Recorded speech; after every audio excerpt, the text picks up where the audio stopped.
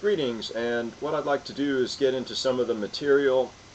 This is for specifically my sex crimes course, and I'd like to talk about vicarious trauma, secondary traumatic stress, burnout, and other problems that one may face in the field when they're working in the sex crimes field.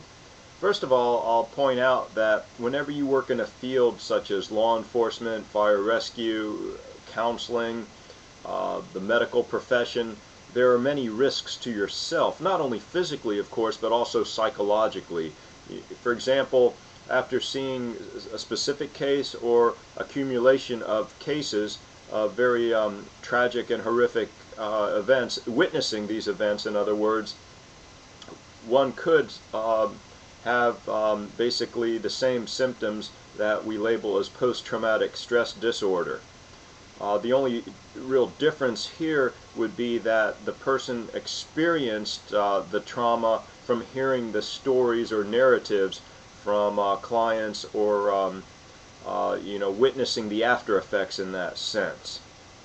So basically the idea here is that dealing with evil can be hazardous to your health, both physically and psychologically, and it can also have a very negative impact on your social relationships or intimate relationships as well. The psychotherapist Rothschild points out some of the dangers of empathy, and one of the problems is how we process information from those that we see in pain or those that we see suffering from traumas. How do we see, hear, and process and feel this situation? The saying, "I feel your pain," I believe that is a dangerous situation to be in. You don't want to feel your client's pain. You don't want to feel the pain of the victim. I don't know if that's helpful. Some would say, well, you need that to be empathetic, and I don't think that's the case at all. You can certainly be empathetic without internalizing the victim's trauma or pain. And then how one interacts with their clients physically as well as verbally, and then how personal issues that relate to the client's trauma may come up into the therapeutic situation or the investigative interview. There's a lot to be said there. And Rothschild points out that you do not want to feel your client's pain, and I certainly agree with her. And also she points out that there are ways to change how you process information that would reduce the risk of taking on the traumatic aspects. And you can also use your own and learn about your personal histories and how that may impact in a negative way. And this leads to the idea of compassion satisfaction, which is pleasure that one gets from their work, and also compassion fatigue, which we'll get into in a few minutes. And I'd like to use the definitions by B. Hundal-Stamm, and from the Professional Quality of Life, Compassion Satisfaction and Fatigue, Subscales 3, which you can find easily on the internet, and the link is on the PowerPoints that I've posted in your web course.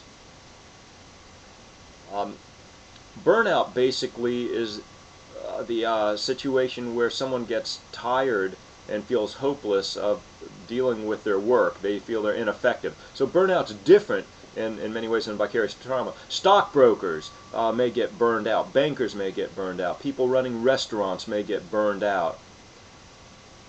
But it's unlikely that from that particular job they would suffer secondary traumatic stress or vicarious trauma. So burnout and vicarious trauma are different. There's some definition problems, so I'm just going to read you the general idea, and we're not going to spend time going through the nuances of the differences between secondary traumatic stress, compassion fatigue, or vicarious trauma. But just to quote the work by Stamm, compassion fatigue, also called secondary trauma and related to vicarious trauma, is about your work-related secondary exposure to extremely stressful events. For example, you may repeatedly hear stories about the traumatic things that happen to other people, commonly called vicarious trauma. And this can be problematic in many ways because it can lead to very similar symptoms of post-traumatic stress disorder or acute stress disorder, which are diagnosable mental disorders found in the DSM TR5. I'm sorry, TR4. 5 is coming out in, I think, 2013. Just have to wait, see what the psychiatrists are up to. Anyway, back to vicarious trauma.